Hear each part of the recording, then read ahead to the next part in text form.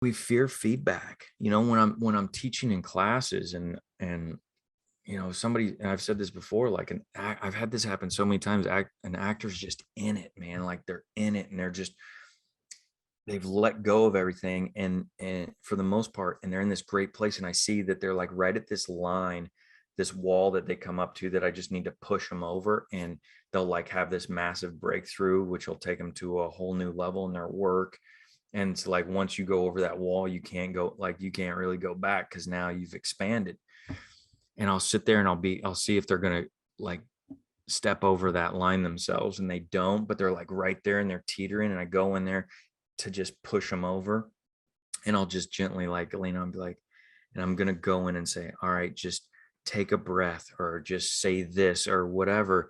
As soon as they hear my voice and I go, all right, so and so, and then be like, this is what it looks like from my point of view. They're here, and then they go, I know, right? It sucks. I totally missed that line. It was terrible.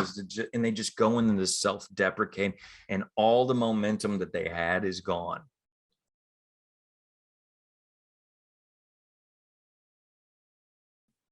All right, what's up, everybody? Welcome to another week of Empower Your Self-Sustaining Actor weekly Q&A. I think I got it that time. Keep wanting to call it a podcast, but it's not really a podcast. I guess it could be. I don't know what the definition of a podcast is at this point, but eventually I'd like to get people on here, start interviewing people, and kind of get different perspectives, thoughts of, points of view from, I don't know, casting directors, other fellow actors, just kind of anybody. Yeah. So anyways, hope this past week was a good week, a abundant week, as my brother said. It's interesting because it's kind of like what I've come to realize in my own self-work is, instead of trying to be better or do better, like I forget how he said it, but he's like, I'm no longer trying to do better. I'm just doing, just day by day. And it's like, yeah, I mean, I strive to be better and to grow, but at the same time, that can also be it can be a trap, in the sense that, we get so wrapped up in being better, doing better, having better, achieving better or more, whatever it is, that we don't appreciate the moment, be present. And that's what we're always talking about in our work as actors too, isn't it? About just being present in the moment and just being there. So yeah, I mean, it's good to, push our, work towards growth, expansion. But it's also being present while you're doing that, just being present in the moment, and just doing. As there's a great, I gotta find it, but I gotta get my door closed. It's loud. There's a great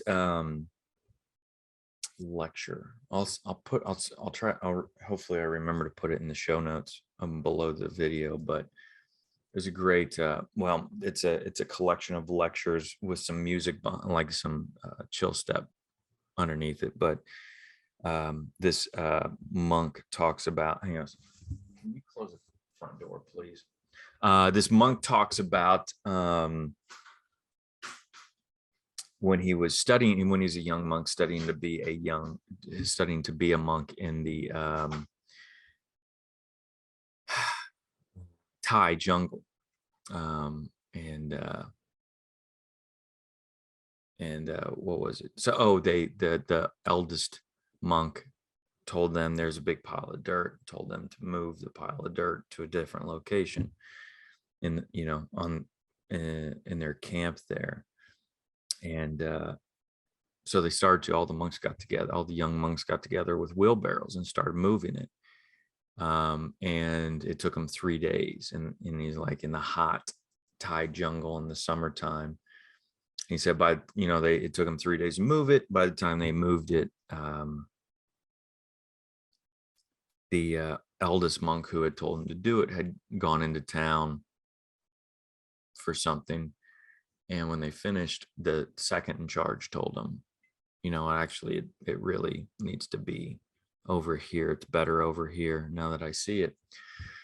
So he's like, yeah, I was upset, but, we got to work and we grabbed our wheelbarrows, and another 3 days in the hot jungle. We moved the dirt. And on the third day, the eldest monk came back and saw where the dirt was and was upset and said, I told you to put it over there, put it over there. So they grabbed their wheelbarrows again and they start moving. And he's like, about, halfway through the first day, he finally had enough, and he just, starts having a temper tantrum and cussing and everything. He said he's cussing in English so they wouldn't understand what he was saying. He's like, but one of the monks came over and said, what's the problem? He's like, we already moved it. This is the third time, And he told him, it's easy. It's simple to push the wheelbarrow. Thinking about it is what makes it hard. Just push the wheelbarrow. And ever since I heard that, that's like stuck with me, because like we do, like, and I was thinking about this a couple of weeks ago about life. Like we say, life is hard. And I had this epiphany. I wasn't even thinking about it, but I had this epiphany a few weeks ago. It's like, life actually isn't hard. Like, we're not responsible for making the sun shine or come up. We're not responsible for the moon. We're not responsible for the tides. We're not even responsible for like our plant growth, the trees to create oxygen out of carbon monoxide. I don't know. We're not even responsible for our brain working and our heart pumping and our lungs breathing in air, and all the millions of functions that are going on inside of our body. Like, if we were to just sit still and do nothing, life would just happen. Like, life isn't that hard. It's the thinking about it that makes it hard. It's the wanting it to be different. It's the wanting to have a different life or whatever. And I'm not saying we shouldn't, but if you really look at it, like I always look at my nieces and stuff like that. Like, they're present. They're in the moment. They're not worried about their future. They're not worried about death. They're not worried about their future. They're not worried about what do people think about me yet. Life isn't hard for them. Right. And then we as adults will, something won't turn out their way, or something will be like, oh, life is hard. Life isn't hard. Thinking about it is what makes it hard. And I don't say that to take any, hard times away from anybody that's going through a hard time, to take it away and devalue what they're feeling or going through right now. Because I've been in it for a couple months now, going through it, and it has been hard, but it's only been hard because I haven't just allowed it to be. And I'm like, I don't want this. I want it to be a different way, or, I'm tired of living this way, or having to continue to deal with the same issue over and over again. So imagine if we had to manage, as human beings, had to manage everything that happens in our body on top of the world. Like, we were responsible for we get wore out just maintaining our day-to-day life of doing laundry and paying bills and all the other, and school plays. And what was it my sister was talking about, it's like, because I was like, oh, school's coming back, it'll be break. She's like, it's not a break. Every day they're doing something different, and I have to get a different outfit for her, whatever. So yeah, anyways, so that's a little rant.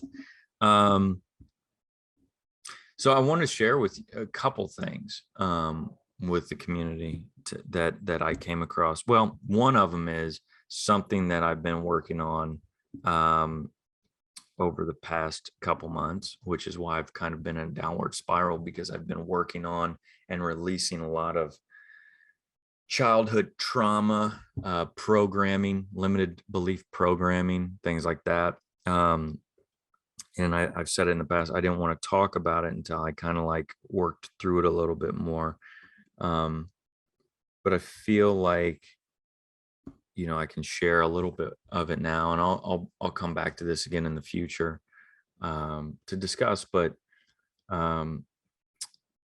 I've done a lot of work with, you know, it started with The Secret, like many people. But the problem with The Secret was I watched it and they're like, you can manifest anything. But I'm like, all right, how? And they didn't give you the steps how to. So from then on, it was a journey to discover how. And I've gone through Abraham Hicks, Law of Attraction, man, just so many, The Untethered Soul, This Thing Called You, Ernest Holmes, Joe Dispenza, what else?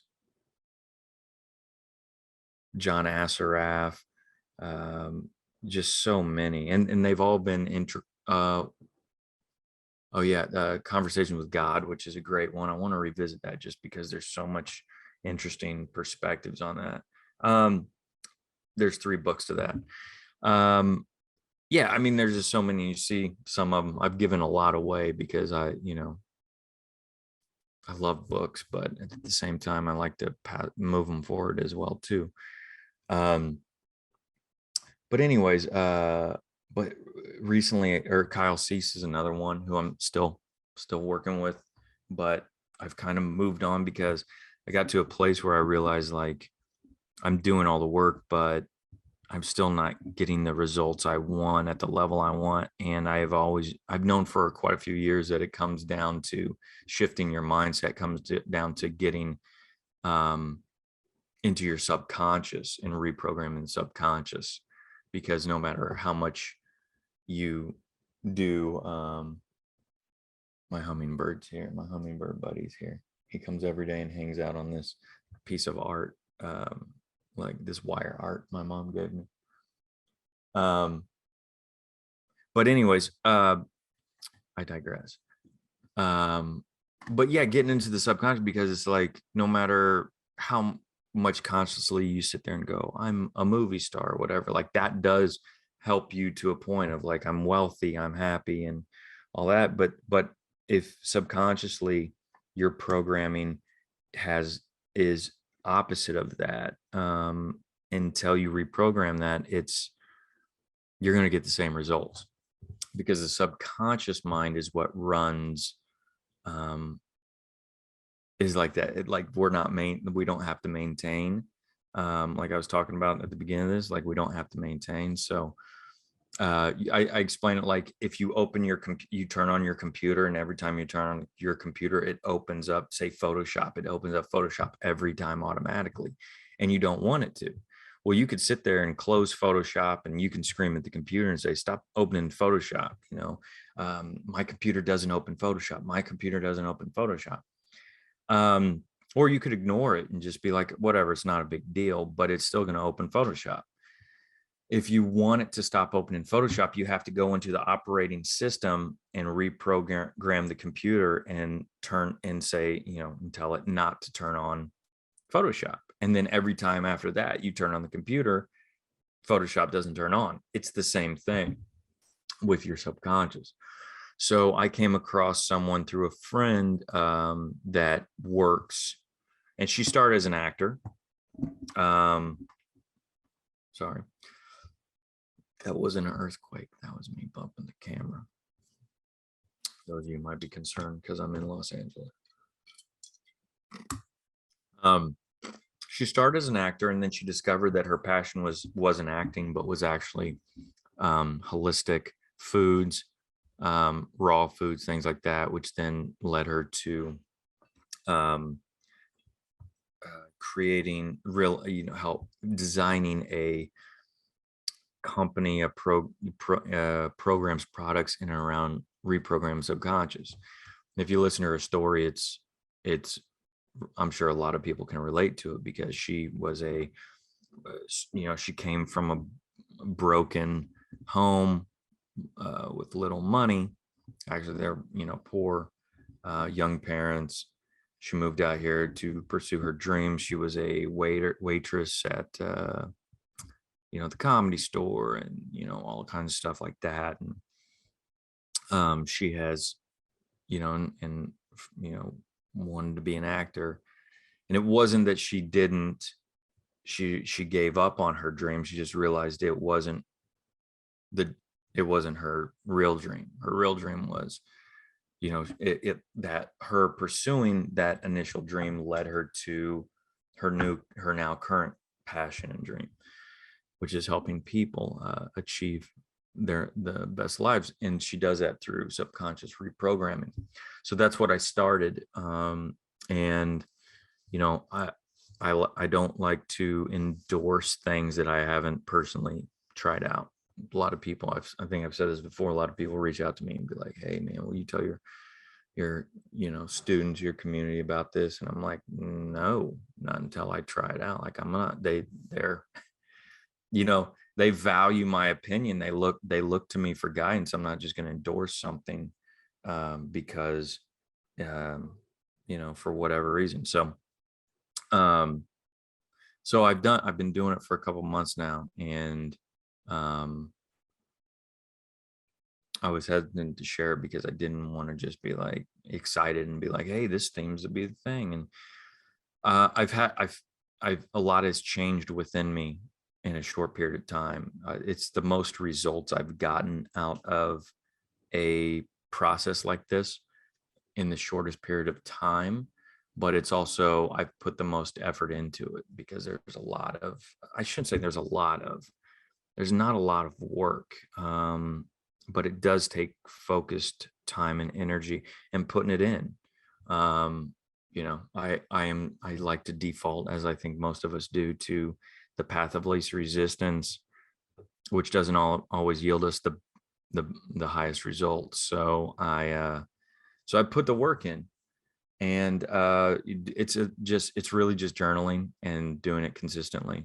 You journal, you do these, listen to these short lectures, you do some journals, things like that. And yeah, so it's helped because part of what the process is not just healing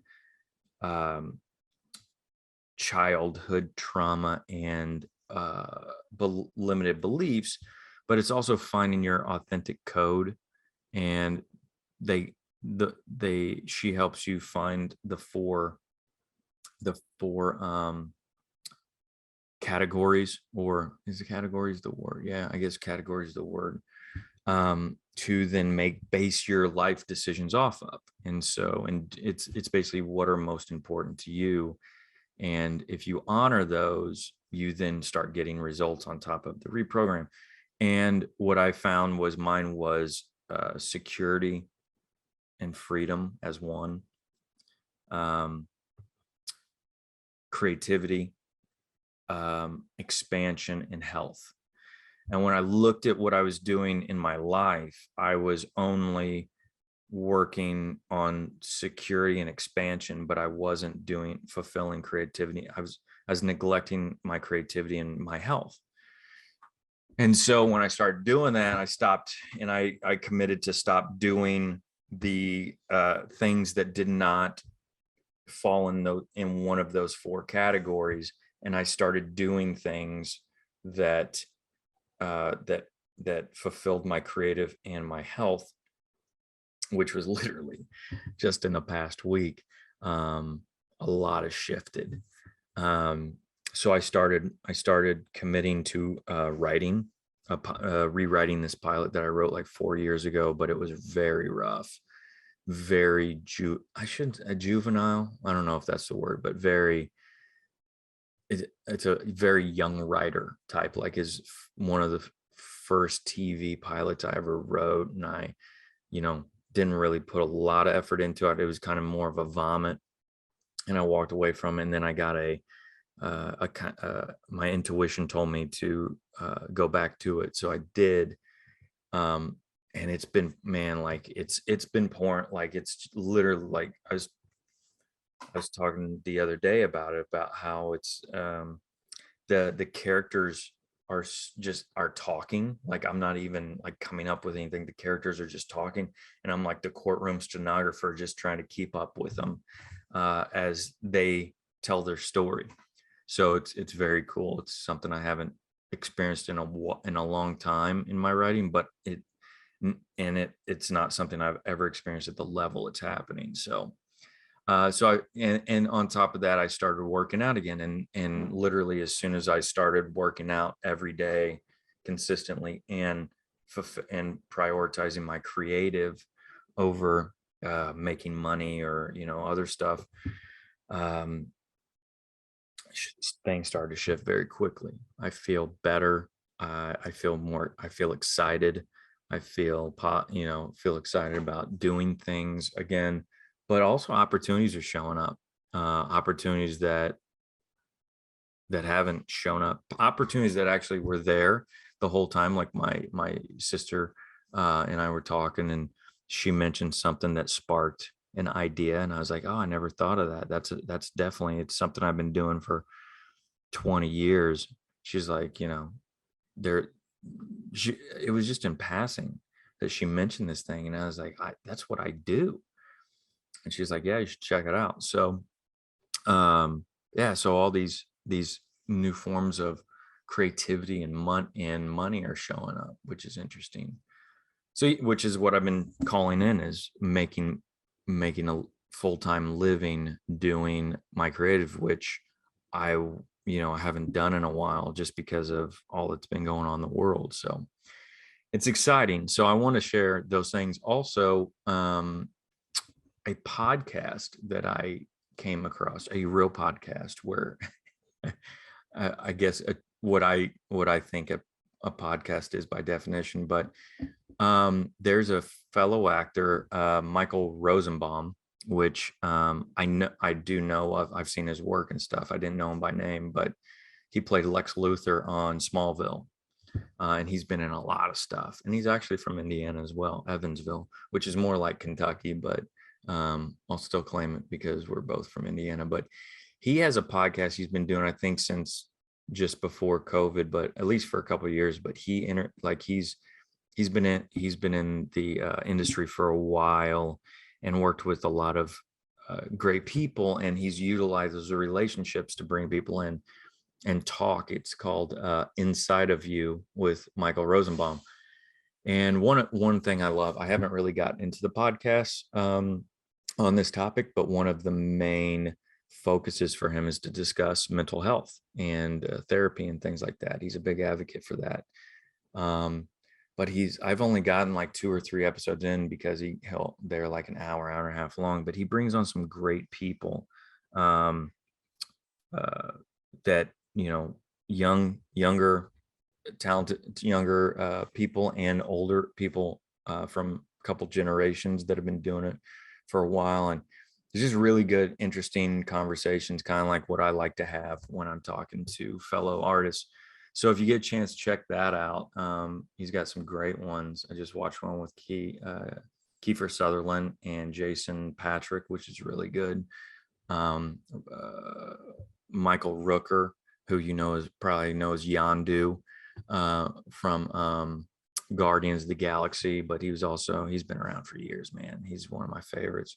Cliffhanger, Days of Thunder, stuff like that. He's worked with big names. And and he was also on Walking Dead. He's got a really good interview as well. There's some good ones anyways. So I want to share those with you guys. So yeah. But for today's kind of talk, it's the Empower Your Self-Sustaining Hour Talk Hour with Brent Harvey.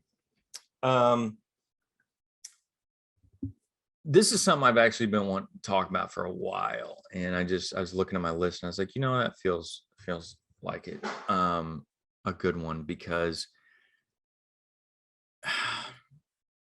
as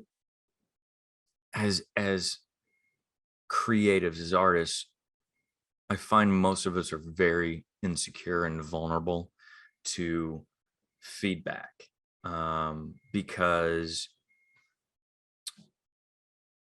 of our insecurities. because of how we grew up. I've said this before. I came up as a closeted actor. I called myself a closeted actor for years. Um, I didn't come out of the closet until like 22, 23. And even then I was still like very selective. I really honestly did not come out of the closet. I came out of the closet to my dad, in that sense, when I was 22, but I didn't really come out to the world in a sense until I was like 26, I think, when I was living in Florida. And I was with I have this great group of this community in St. Pete, Florida, that I met within the first week of living there, who are still my family now, and have always supported me. But I started sharing with them what my dreams were, and they were just like immediately like, really, that's so cool. And they're like, hey man, what can I do? And like they wanted to help and they want to participate. They wanted to crew it or act in it, or like offered up their houses or locations and stuff like that. It was amazing. And still to this day, like when I go visit, they're just so supportive, and they're like, or they'll text me, hey man, I saw you on TV and stuff like that. And but because of that, like we're, at least in my journey, but I've witnessed it working with actors and, witnessing and listening to interviews and stuff like that. Like we're so insecure because of the judgments we come from, that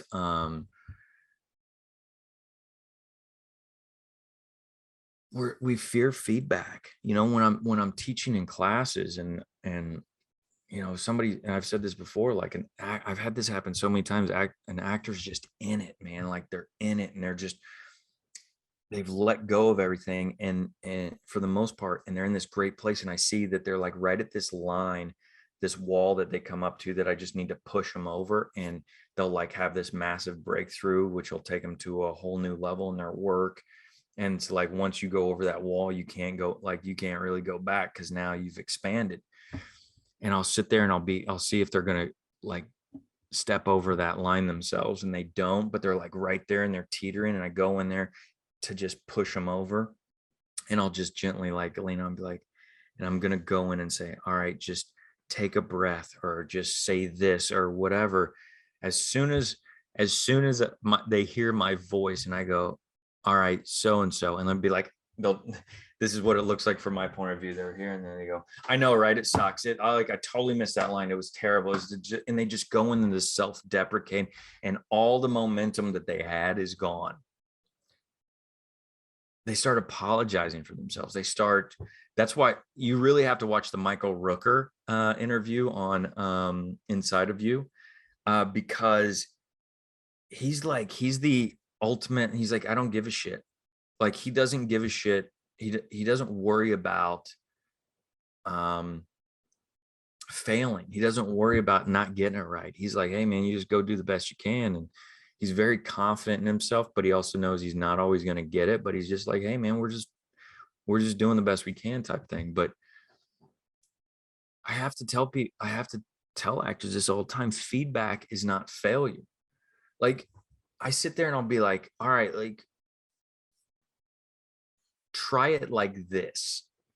And I'm saying try it like this to push them to the next level. But what they're hearing is, you screwed up. You didn't do it right. You suck. You're not good enough. And it's like, that's not what I said at all. Like my job is not to tell you you're terrible. I can't tell you how many times people who have asked me, they're like, oh, you teach actors. They're like,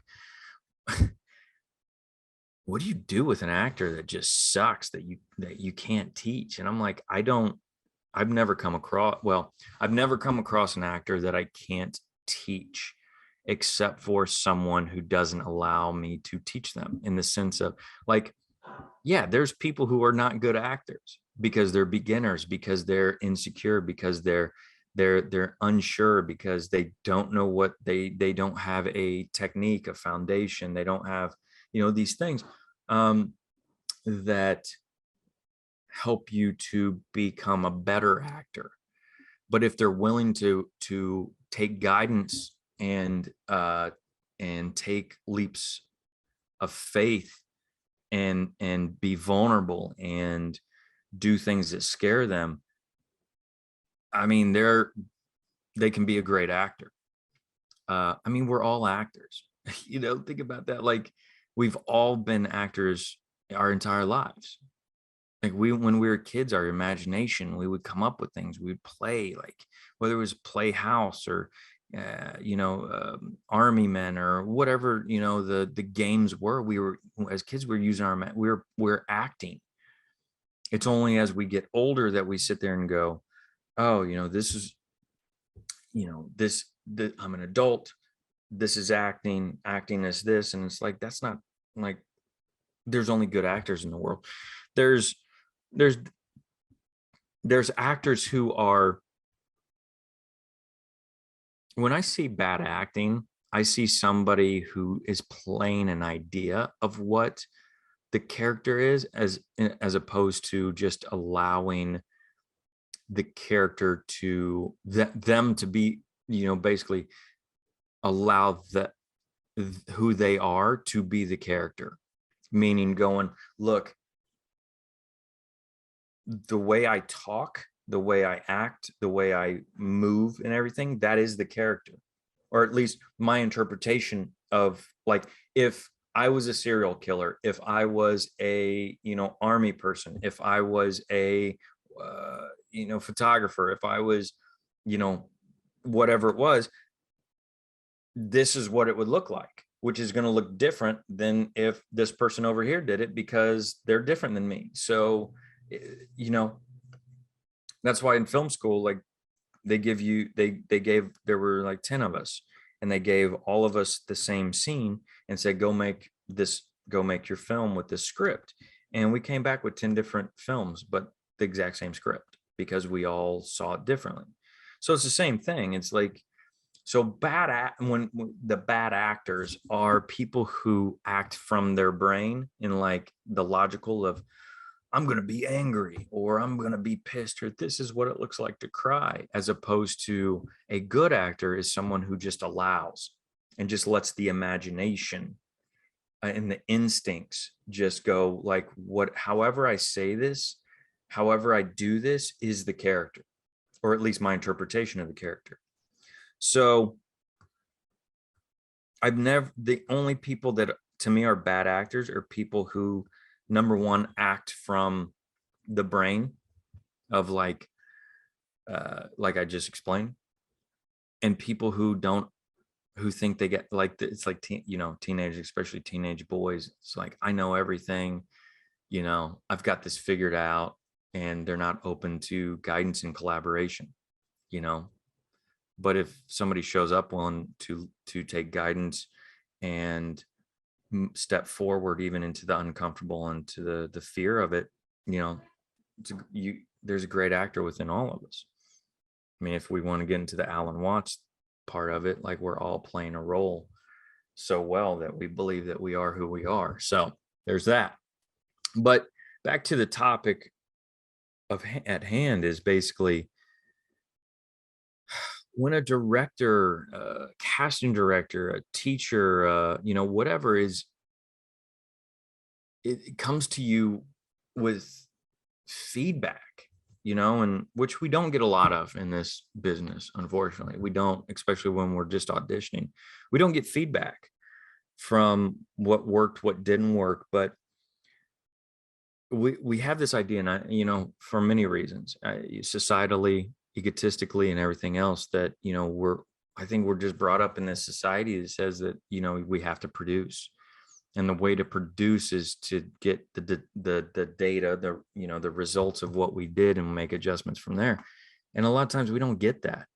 And I've heard a lot of stories from even big name actors who have been working for years in this industry with the best of best, and they're like, yeah, man, like, not a lot of directors, like, they're so caught up in the visual that they don't, and unless the actor outright asks them, and sometimes even then it irritates the director, but they don't get guidance from the director.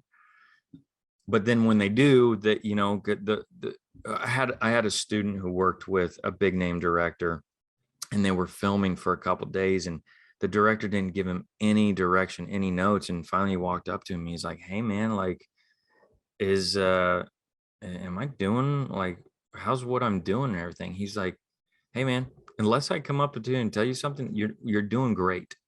So it was like, he's like, I'm not gonna give you notes unless I see something that is off. Otherwise, I'm just trusting, and you're doing exactly what I hired you to do. But so, but we as actors, we take, when somebody gives us a note or feedback, unless it's you're an idiot and you're a terrible actor, number one, I wouldn't listen to that at all, because to me, it's, as my writing mentor said, never give advice um, without providing solutions. Because if somebody's just like being a dick and just like trying to tear you down, like, don't listen to them, because that's their stuff. Like, that's their insecurities and stuff. But, feedback is not failure. Feedback is the opportunity to see a different perspective, to build upon what you've already presented. Like, think about that. Like, a lot of times, at least for me, like when I was giving people feedback, the feedback came from something they inspired that I wouldn't have come up with had they not stepped forward and revealed something within themselves, within the scene, within myself, to go, oh, I never thought of it like that. What if you tried it like this? What if that, what if, maybe don't go down that road. That didn't seem to work but let's try it this way. And that, I mean, that's a big part of, what we do. Like I talked about a couple weeks ago in the podcast. There we go again. In the lesson of, it's an unfolding discovery, that it's always an unfolding discovery, is that part of that is that, acting, or just even being an artist, is we're basically being we're a visual, or as in the actor sense, an emotional scientist. We're just trying stuff to see what works and what doesn't work. Here's another one I want to share with you. On, if you have Disney Plus, there's a great docu series called Light and Magic, about ILM, which is the world's best visual arts studio that was started by drawing a blank right now, Star Wars director, and he started to specifically for Star Wars, but it shows how all these people came together, and it transitioned into what we know today is visual, digital filmmaking, and digital effects. But one of the guys who was like, he was an engineer, animator, all this other stuff. He was like, man, yeah. He's like, we were breaking new ground. We didn't know what we were doing. We didn't know what we could do, what was possible. He's like, we were just basically scientists trying things and figuring it out. And he goes, and that's just how I've always approached it. And I was like, yeah, I get that. Like, we forget, we think that we're supposed to have this figured out and we're supposed to nail it every time. And yeah, it's great to try to nail it. Like, definitely go all in, but go all in going, look, if this doesn't work or doesn't feel right, at least the more I go and move forward, maybe this path will lead me to discovering that this isn't the path to be on. I'm sure a lot of us have experienced that just in life. Like I talked about the woman. Oh, I'm sorry. I don't think I ever shared that. It's called To Be Magnetic with Lacey Phillips. If you want to check that out, the subconscious reprogramming. But yeah, like her, like she followed her dream to be an actress, which got her away from her environment, got her to LA, and then exposed to all the natural foods and meditation, all these other things, which then led her to realize, oh, this isn't the path for me. Actually, this is the path. But she had to go down that road to then realize that this is the road she's supposed to be on. But I feel like as actors, we as artists, we always feel like we're supposed to have it figured out, that we have to get it right the first time.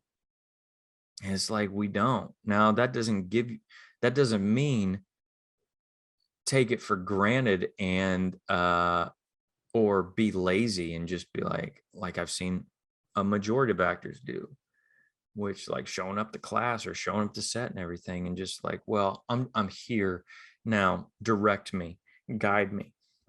And now I have to drag you through the whole damn thing because you didn't come with anything. As I say, you showed up to the party without any chips or dip or anything. Like you have nothing. Like, why would I invite you to a party if you don't, pitch in? Um, but like if you go down a road and it leads you to discover that that's not the road, that's not failure, because you wouldn't have discovered that that wasn't the road without going down it. But if that leads you to discovering that the road you need to be on, or the way you need to approach the character is actually here, you wouldn't have discovered that without going down this way first, right? So that feedback, whether it's coming from yourself and going, that didn't feel right, all right, well then not to do it that way, or the feedback of a director or a casting director, or a teacher, or whatever, coach, agent, whatever it is, it doesn't mean that you're a failure, that you suck, or that you should give up. Like, it just means that like I said, it just gives you the opportunity to learn something, to build upon it. And how you interpret that is the other thing. Like, is it an opportunity for you to build? Is it an opportunity for you to go, oh, and here's the other thing. This is, I think, most important, is realizing that when people do give you feedback, and keep in mind why this is so important. What I'm about to say is why it's so important, because those of you that continue moving forward in the creative field, especially as actors, start gaining success. You also start gaining exposure, and gaining exposure means gaining criticism, good or bad.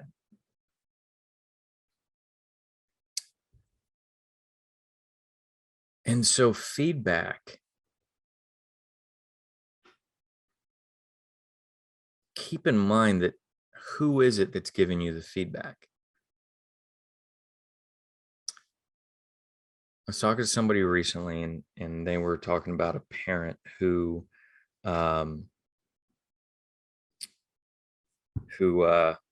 was telling them how they would invest money. Like, if I had $1 million, here's how I'd invest it.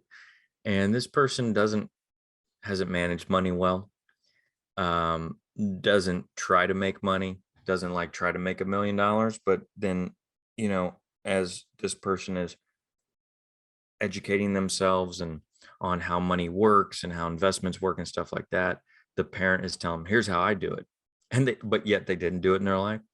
And it's just like, well, why would I take advice from somebody who's not doing what I want to do? So when you do get feedback, and you'll get feedback from audiences, you'll get feedback from studios, you'll get feedback from producers, you'll get feedback from casting directors, directors, fellow actors at times, even though it's probably not appropriate, but whatever it is like, also keep in mind that if they give you feedback that's negative, like I was saying, before, it's like, keep in mind that that's shit they're dealing with. That a lot of times has nothing to do with you. And if somebody's, and even if you make a movie that you're passionate about, it's your biggest passion, maybe your best performance, but it bombs and people are like, this is a terrible movie, that doesn't mean you shouldn't have done it. It doesn't mean it's not right. People's criticisms are limited to to their limited beliefs, to their limited imagination. And that's why I was so grateful to get that note from my writing mentor so early on, is like, because I asked, I was like, you know, if somebody hands you a script or, you know, shows you a film and is like, you know, and it's terrible, like, what do you do? And he's like, look, man, never, never give criticism without offering up solutions, because otherwise in that you're just being a dick, like you're not helping them. Whereas like when you give solutions, they may not take your advice, but maybe it will inspire them to the answer. And I'm so grateful for that, because yeah, we like, there's, you know, we're in a creative field where it's like, it's all relative. That's the other thing, it's all relative. Is like, you know, people love the Mona Lisa, and people like, I went to the Louvre in Paris, and I'd say 98% of it, the artwork in there, I just I did not like. And it's not that it's not brilliant, and it's not that's not doesn't have a value, but for me, I'm just like, it's not my style. I actually loved the building itself more than I did all the artwork that's been, you know, that's stored there. Jackson Pollock though, or I like Banksy, not probably as much as a lot of the hype, but like I see the genius in that. Like I do Jackson Pollock. There's so many artists that who's the other one?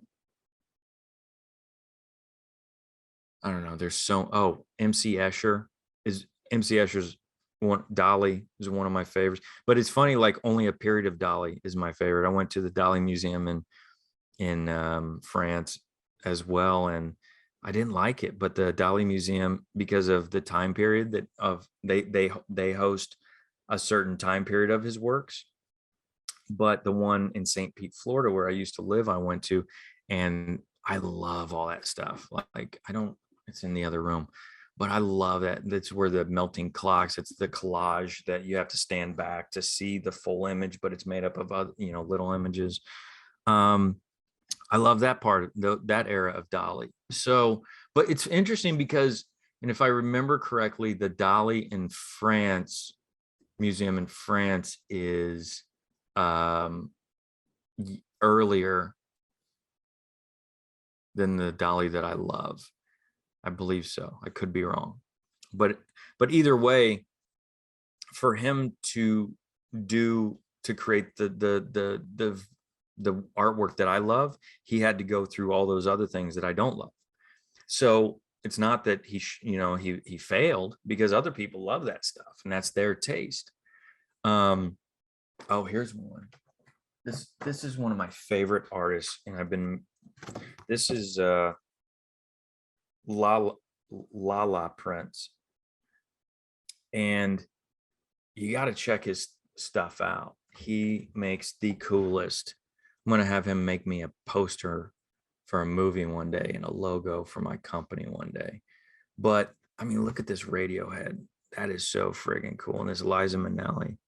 It's just so friggin' cool. I've had this postcard for years, because when when I finally had the space and the money to buy this stuff, which is actually not that expensive, but and I got a few clear spaces in this place now I could put it. But like I love that artwork. Other people would be like, but the point is that, like, does that make them, you know, if I love it and you don't, does that make them a failure or what? So it's like we just we have to find confidence in ourselves. And we have to find the confidence that, and just the knowing that by us moving forward, like to me, and I'm sure you've heard this before, but to me, the only failure is not doing anything or not taking action at all. And that's true failure, because you haven't even tried. But when you try and when you fail, if you will, but you don't, like, scientists don't fail. They just realize, oh, this didn't work. They figure out why it didn't work. They make adjustments, and then they do another experiment. Like, that's all we are. We are creative experimentators. Yeah, somebody wrote a dictionary of Brentisms years ago from sitting in my classes. So that'll pop up someplace. But we're just creative or artistic experimentators, strategery. So I mean, and if you approach it from that point of view, then whatever feedback you get is actually helps you move forward. There's great in that Light and Magic. Oh my God, his name's right at the tip of my head. One of the artists, oh my God, I have to look this up.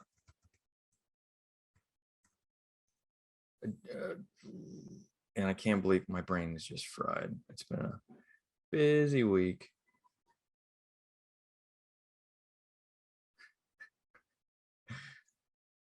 Why is this not popping up?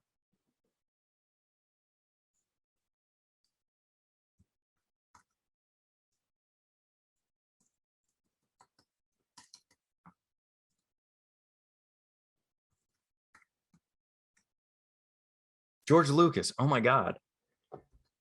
Wow.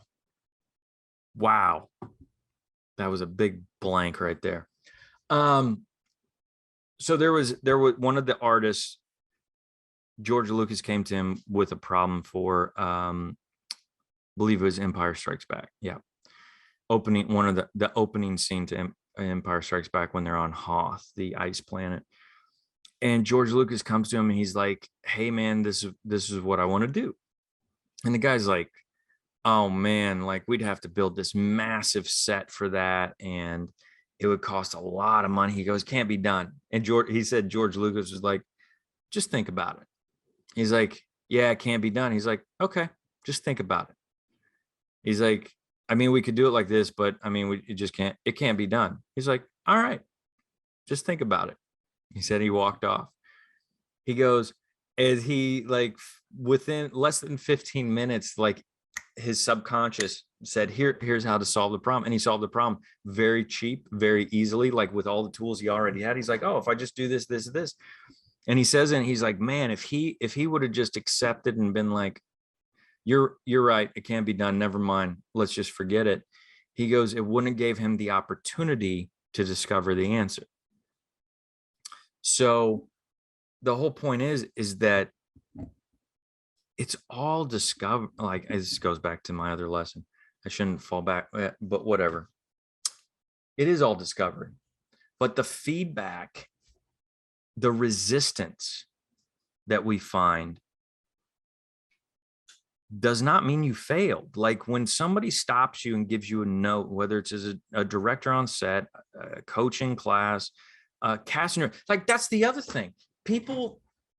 Actors go into auditions and they go in and they do their scene, and then the casting director or the director goes, "Okay, try it like this." And the actor hears it as, "You did it wrong, you suck, you're not good enough," and they completely crumble. And then they give a shitty read after that. And I've had to tell actors all the time, look, man, when they're not saying that what you did was wrong, maybe they're guiding you towards, doing it the way that it's meant to, or that they see it. But like, keep in mind that they only gave you a couple pages of an entire screenplay. They know the whole story. You don't. And how do you expect? And I say this because I've been through this too, but like we expect ourselves to know the full picture without being given the full picture. And then we think that they expect us to know exactly what all they know without them telling us. And then we put all that pressure on ourselves. It's insanity. And then actors crumble and they're like, "It was terrible. I went in there and, and I did it." And then the director told me to do it this way. And I just fell apart. And I'm like, you fell apart because you're looking at it as that you failed. The only reason you got a note was that you failed and you did it wrong and you suck. But it's like, I'm a director, I'm a writer, I'm a director. I've casted my own projects, and this is why every actor should at least cast a project, even if it's your friend's project, but you should really just write your own. Even if it's a 1-page scene, write your own and cast it with other actors just to go through the casting process. But I'm like, as a director, I want to see, like, if you come in, and I've had actors come in and just nail the scene, and I'm like, great, now that I know you can act, I want to see if you can take direction.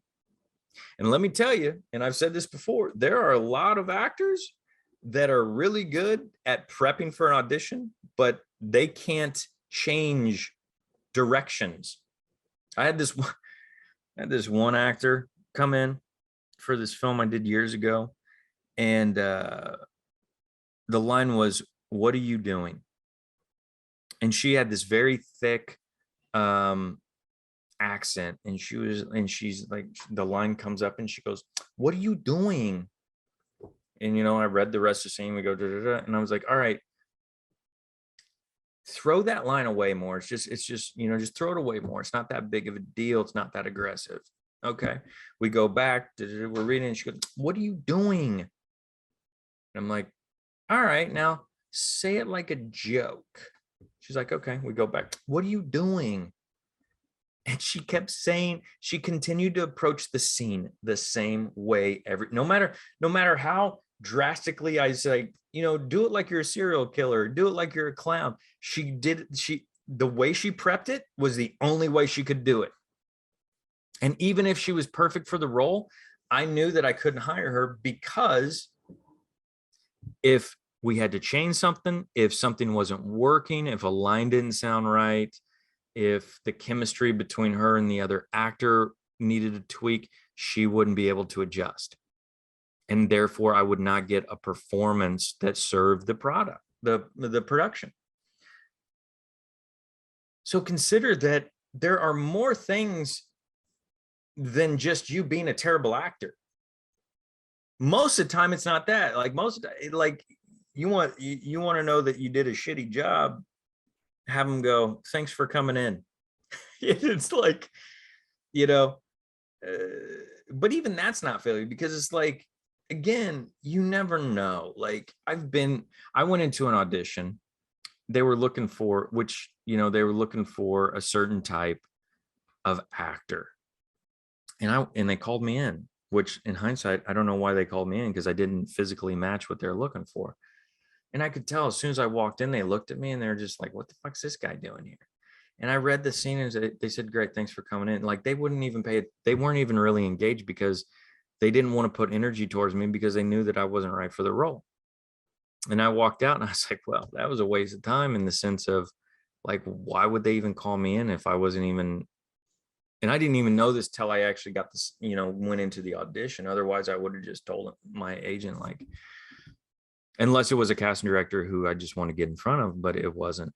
But I didn't take that personally, because at that point I'd been doing it long enough to go, oh, like I wasn't right for the role. And like, I get it. Like, why are you going to put effort in and be like, try like this, try like that, knowing that I wasn't right for the role? It doesn't mean I'm a terrible actor. It doesn't mean I'm, even if I go in there and I do a shitty job because I'm having an off day, or, or if it's a challenging role that I'm just not ready for, I haven't had time to prep for. That's why that Michael Rooker is really good, because he got a job on, he talks about getting a job, I think it was 2 days on True Detective, and they sign up. It's a 9-page walk and talk monologue. And if you don't know what that is, that means it's a one shot. You're walking and doing the monologue without a cut. And he's like, I can't do this. There's no way. And he told him, he's like, yeah, this isn't going to happen. And he's like, it's unfair. He was like, what actor can do a 9-page monologue walk and talk and also it'd be good? And it's like, yeah, I mean, I'm sure a lot of actors would be willing to try, but he was just like, he's been doing it long enough. He's like, no, you want me to memorize 9 pages in a couple days? Oh, it was 2 days. He had 2 days until the shoot. And then it was a 1-day shoot. They had only 1 day to catch it. He's like, so you want me to memorize 9-page monologue in 2 days? And it's like, and you got to think about that. Like when you don't have it, like you only get a couple takes before you're of 9 pages, by the way, is 9 minutes of talking without stopping. And so he has a whole story about how they ended up giving him earpiece and everything. And it's a really interesting story, but he was like, he didn't take that as like, oh shit, he didn't allow insecurity to be like, oh, I'm a terrible actor, I should be able to, if I was a good actor, I'd be able to do 9 pages. He's like, this is insane. Like you're asking way, like that's a ridiculous request, basically. He's like, I'll figure out a way to work with you to figure out a solution. He's like, but that's a ridiculous request. And that only comes from a confident actor who's like, who understands, that, his value, and, that just because he can't do something or achieve something the way somebody else wants it to happen doesn't mean that he's a failure. There's so many factors going on that you're not aware of, and you don't know the intent behind it. Do not think that just somebody giving you feedback means that you did it wrong or that you suck. Like if that's your go-to when somebody gives you feedback and goes, here's feedback, and you go into victimhood, I suck, I'm not good enough, I should have never thought that I could do this. You need to do a lot of work on your self value and your image of yourself, because it's not true. Because if it was true, they wouldn't even call you in. Right? If somebody was really a bad actor, like those people that I talk about who won't take guidance, I usually don't even give them feedback, because then like once I see that they're just going to resist me, I don't even put energy towards it, because it's just like, again, it's like a teenager who just won't listen. It's just like, all right, cool, find it out. If you got it all figured out, what do you need me for? I give feedback because it's growth. It's like, okay, I saw something in there. Like, I'm going to give you this information. What you do with it is what you do with it. I just hate when we as actors, and I'm guilty of this, that's why I'm talking about this, but I'm guilty of this, is that we take that as, we hear it instead of somebody going, that would, and I've said this many times, is where like, man, that was really good. If you would have just like done this, it would have taken you there. So next time, like just, and they go, yeah, I know, I was terrible. And I'm like, out of all the praise I just gave you, and I gave you one little note of what to try next time, you heard you were there, that I said you were terrible. So if that's where, like, if that's what you hear when you get feedback, and if that's what you think when a director or casting director gives you note in an audition, if you go into the self-deprecating, I suck, I'm not good enough, how dare I even try this, I'll never succeed, that is a signal that you really need to work on your self-worth and your self value. Because unless they outright say you suck, don't ever do this again, like just go get another job, which if that, don't even listen to them in that sense. But unless they say that, if you're interpreting anything that somebody gives you as feedback or anything as that, then man, like you'd really do, you got to work on that self-worth, because it's not true. Like if anything, they're probably more than likely they're trying to collaborate with you and bounce ideas off. And if you shut down, just like that one actor I was telling you about that auditioned for me, if you block that, I'm just like, I can't work with you. Because not even, that you didn't do it. Like what if you're auditioning somebody and they do it and you're just like, and I've had this before where I'm like, I didn't see them as the character until they did the scene, and they didn't even do the scene the way I wanted them to, but I see it and I'm like, if I just give them a little information or direction, they could be there. And if they're able to hear me and take that information in, they could be there. But if they're the actor who collapses and takes me giving them a note as a defeat, or that they're a failure, they suck and everything else, they're not going to hear what I have to say for them to then get onto the right path, or the path that I need them to be, or I'm trying to get them onto, to then give them the job. And therefore we become our own worst enemies. We go, why am I not booking anything? It's because you keep self-sabotaging. We keep self-sabotaging. So anyways,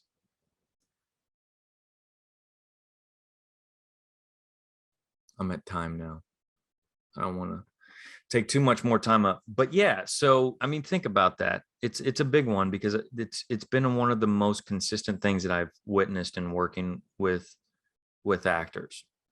And believe me, I started that same way too. Like, every time I was always expecting criticism, because I never thought I was good enough until, later on. And so even when somebody was giving me praise, I took it as criticism. I found the criticism in there.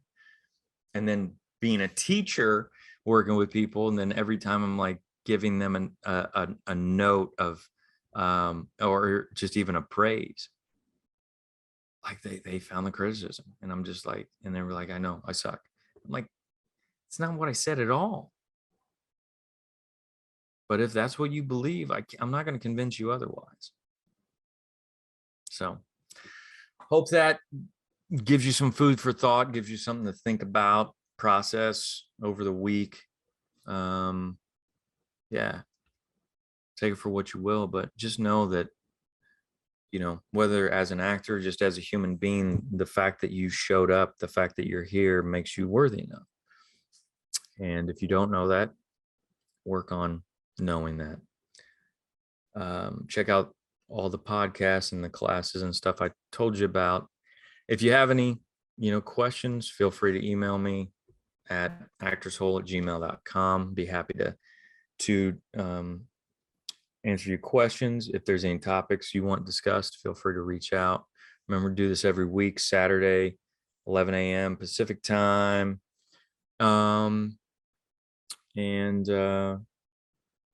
Yeah. And if anybody wants to work with me on that, I can, work with people on shifting their mindset of their value. I'd be happy to do that as well. Reach out. In the meantime, have a great week. Stay creative. Stay self-valued. Remember, the world needs you. We need more creativity, and take care of yourselves.